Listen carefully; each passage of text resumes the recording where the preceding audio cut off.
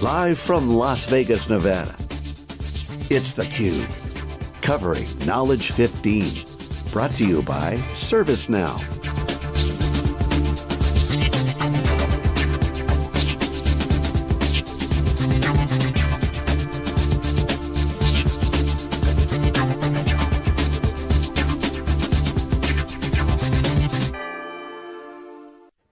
We are on. Welcome to theCUBE. Special presentation here, live, ServiceNow No 15. This is theCUBE.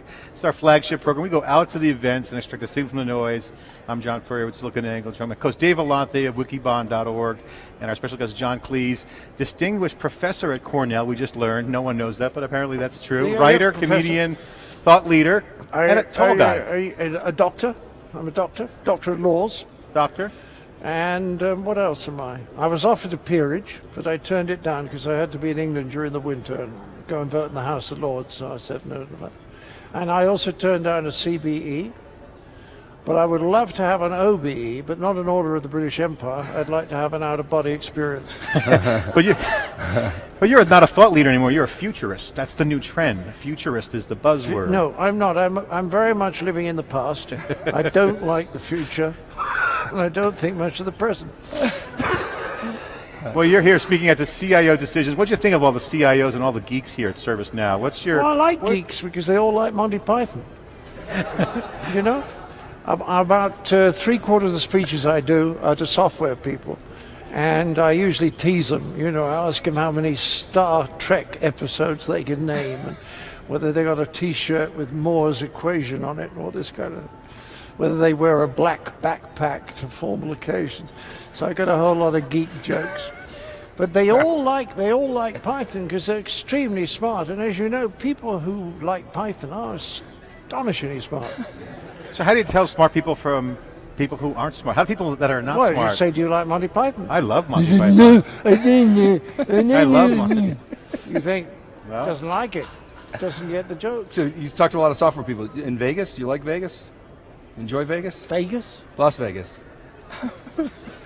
You see a show while you're out here? I can't get over this place.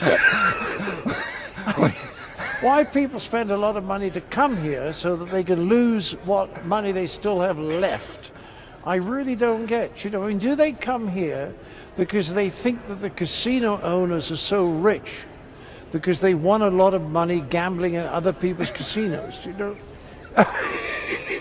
The only good thing about it is the food. Did you bring your wife with you? Which one? No, I didn't. She wasn't feeling well, so she's going to join me in New York because I'm going on to New York. And this weekend, we are at the Tribeca Film Festival, Robert De Niro's, and we are having a Monty Python retrospective for really smart people. What's been the weirdest thing that's happened to you with the tech community here in ServiceNow? Any highlights? Well, not this visit, but the last visit when I arrived at the hotel, and I can't think which one it was. Venetian, I think.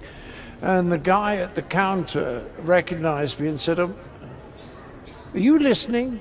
Yes, I'm tweeting away. I tweet. I'm tweeting away. He is kind of rude that way. But. Fucking keyboard. I'm telling you a joke. Tweeting away. Welcome. Do you have a Twitter handle? Yes. Now, of course. shall I start it again? Would you? I was coming here to Las Vegas, right? I was staying at the Venetian Hotel. You got any phone calls you need to answer? Hold on. Let me check. And I arrived at reception, and the guy said to me, Mr. Cleese, really like your shows, Monty Python, Fawlty Towers, and all of that. Could I have your autographs? I said, sure, I'll write him an autograph. Then he says, could I have your credit card for extra expenses? And I gave it to him, and he said, I'm sorry to ask you this, but do you have any identification? It's true. So are you tweeting and like live streaming? Yeah. Am I what? You're tweeting? Use your Twitter account? Am I? Let me get a handkerchief. Do you have a Facebook page? Facebook, I've heard of Facebook. That's for people who aren't important enough to get in the gossip columns of newspapers, right?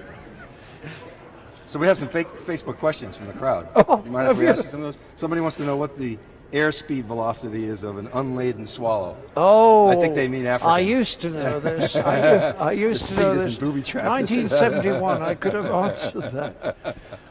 Pass. Pass. You're lucky. All right. Are you back with us again? I'm back. I'm just going through the questions. So the question on my Facebook page is, what about this Cornell study about the double curse of incompetence? The double what? Curse of incompetence. The double what, you say? Curse. Double curse Of incompetence. I don't know. Good question. Oh, question. now I know what you're talking about. There's a great guy there, a professor called David Dunning. And he's one of the most amusing and entertaining guys I've ever met. And he's spent his career studying how good people are at knowing how good they are at things, what he calls self-assessment. And what he's discovered, which I absolutely love this, is that in order to know how good you are at something requires almost exactly the abilities that it does to be good at that thing in the first place. So if you're absolutely no good at something, you lack exactly the abilities that you need to know that you're no fucking good at it.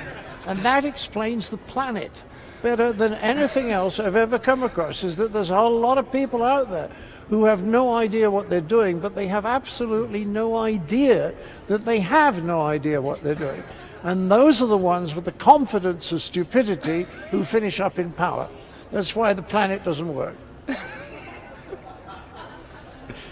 So, also they don't know about Monty Python. What? They don't know about Monty Python. They're not smart enough What do you mean they what don't know about Monty Python? those double- This is because a you very were saying smart earlier. man, David Dunning. He's very smart. He's also shown, it doesn't matter, it doesn't matter. So what did you talk about, the CIOs? When you were out talking to the CIOs? CIOs? The Chief Information geeks. Officers. Geeks. Well, what was interesting was that they were quite receptive to what I was saying, which is so countercultural. You see, I think we're living in the nadir of our civilization. I think as you wake up in the morning, that sound you can hear is our civilization cracking. And it's because of technology. Because nobody talks to anyone anymore. They all, they go in restaurants and then they do this. I mean, we all know this. I'm not making a clever observation, but it's insanity. When my daughter was 16, she would get together with all her friends, but instead of talking to each other, they'd be emailing or texting everyone who wasn't there yet. Do you see what I mean? And they never actually texting selfies. What do they do when they get together? Just still And continue to talk to each other on their phones? It's a completely vacuous civilization with the celebrity culture at the heart of its rottenness. Hollywood. So what effect do you think that has on the human brain, creativity, things that are... Well, people who are on technological devices all the time, they think now that the kids have less good social skills. And the point about human beings is we've always been good at technology, In the 13th century, when we were in the Holy Land slaughtering Muslims, we were still able to build beautiful cathedrals. You see what I mean? So we can build things and put men on the moon. The only thing is we can't get on well together. So which is more important? The answer is getting on well together. So we're now giving kids all the things that stop them from acquiring social skills. It's beyond mad, but people are after money, and so they will always do things and always come up with excuses why what they're doing is actually good for the world, which is all about that.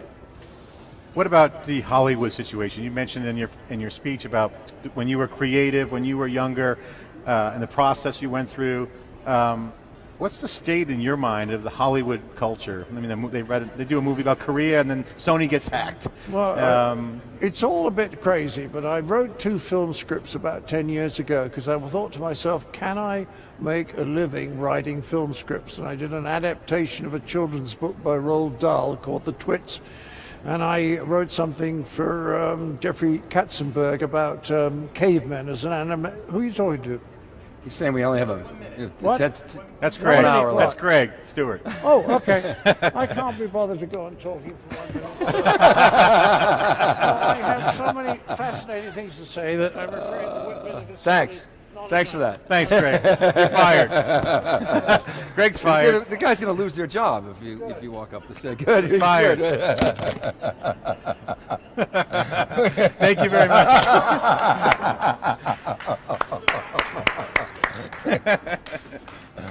Right, you don't see that every day. Okay, that's an out. It's a wrap. Say goodbye.